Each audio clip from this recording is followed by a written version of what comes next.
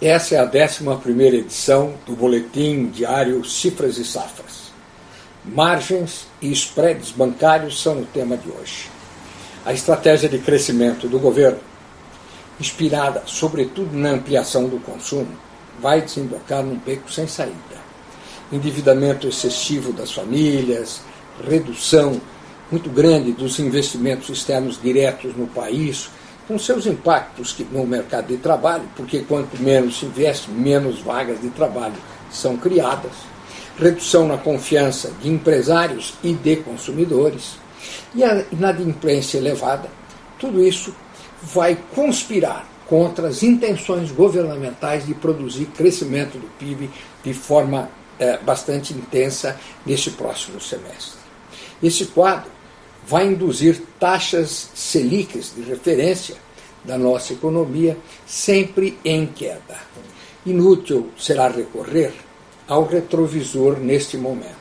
2012 não reproduzirá 2008, pois as condições da economia, quer no plano nacional, quer no plano internacional, são bem outras e bem diferentes daquela do ano de 2008. Também os bancos devem evitar olhar para o passado. Suas margens estão preservadas de colapso, mas apenas no curto prazo. Todas as suas carteiras vão ser reprecificadas, em prazo não superior a 3 meses. Portanto, não há como ficar imaginando que essas carteiras manterão a rentabilidade bancária no médio prazo. Esta rentabilidade cairá. A queda em seus custos de captação não dará conta da preservação de seus spreads. Seus lucros vão se ressentir da queda dos juros. Seus lucros se ressentem por um lado e os seus custos de captação funcionarão apenas de forma muito discreta como um alívio marginal sobre a pressão que os spreads estão sofrendo nesse momento. O governo acredita que baratear o crédito ao consumidor, especialmente para a classe média emergente, levará ao aumento do consumo e à expansão do nível de atividade econômica. Por isso, promove de forma obsessiva a queda dos juros. Seu argumento é que os spreads são muito altos no país quando comparado a outras economias do mundo e que impõem um grande obstáculo para o crescimento nacional.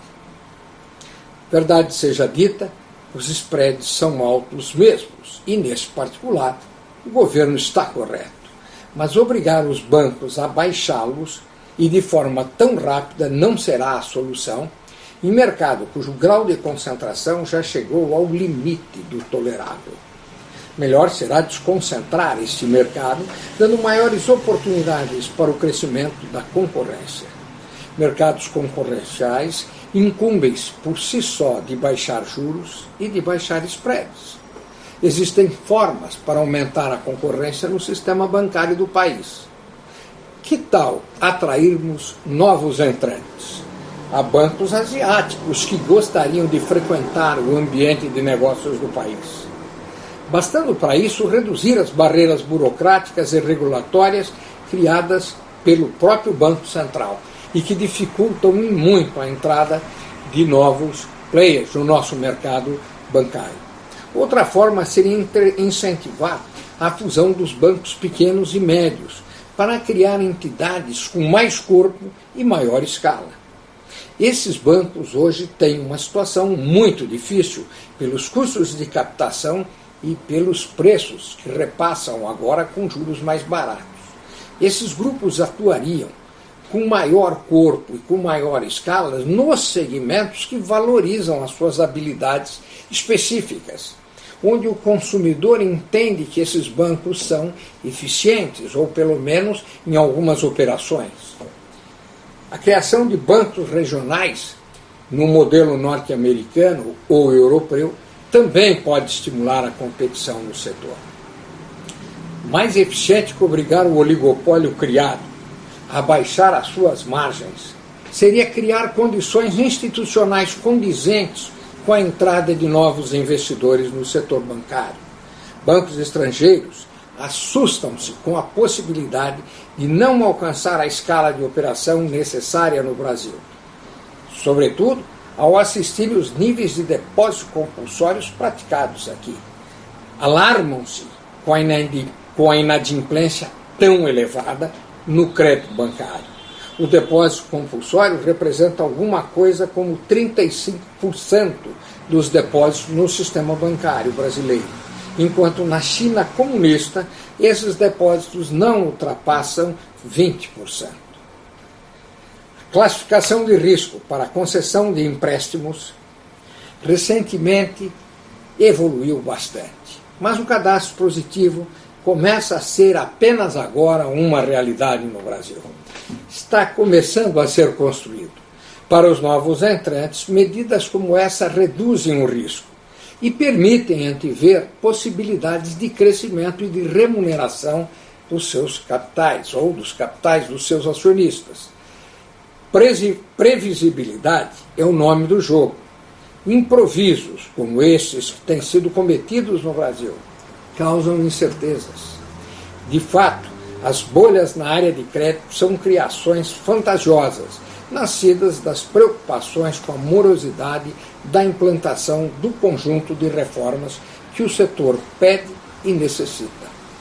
Causa estranheza observar tanta disposição do governo em se opor aos agentes econômicos. Só nesse ano, o governo já se engalfinhou, e de forma autoritária, com produtores rurais, com a indústria automobilística, com as mineradoras e agora com o sistema financeiro. Porque algum banco internacional estaria disposto a entrar em um país que se debate contra os que investem, produzem, empregam e recolhem impostos? Os capitais estrangeiros, tributados por novas regras, estão em fuga maciça do país, e a culpa é lançada exclusivamente sobre os riscos criados pela combalida economia europeia. A expectativa de uma retomada do crescimento no segundo semestre esquece, entretanto, que as medidas econômicas tomadas para induzir um nível de atividade econômica superior não produziriam efeitos anunciados. Os bancos com lucros em queda e a indústria automobilística com seus grandes estoques podem puxar o cordão das demissões em pleno ambiente de desvalorização do real. Algumas empresas já apresentam grandes exposições a moedas estrangeiras, principalmente em dólares. Muitas captaram recursos internacionais sob a forma de títulos ou mesmo de empréstimos obtidos juntos a instituições financeiras internacionais. O descompasso entre ativos e passivos pode exigir novos vetores de correção que invariavelmente costumam levar a demissões. A maior parte dos passivos em moeda estrangeira está ainda sob forma de empréstimos, títulos emitidos e valores mobiliários, sem avanços institucionais, sem reconciliação com os agentes econômicos, locais e internacionais, e sem investimentos governamentais. Vai ficar difícil, nesse próximo semestre, assistir à recuperação que todos desejamos.